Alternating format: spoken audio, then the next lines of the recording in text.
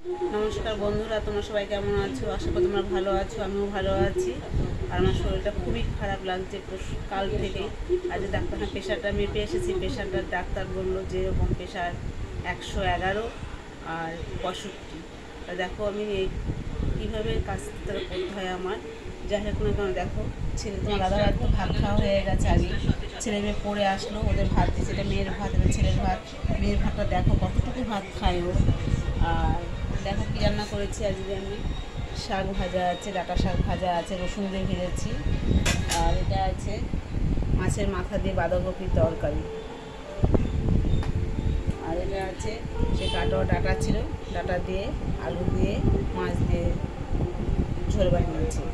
এই হলো আমাদের রাতের রেসিপি। বন্ধুরা ভালো লাগলে লাইক করবে, শেয়ার করবে, কমেন্ট করবে, সাবস্ক্রাইবটা করবে। রাখছি বন্ধুরা, গুড নাইট, শুভরাত্রি। সুস্থ থাকো, ভালো থাকো এবং সাবধানে থাকো তোমরা। রাখছি।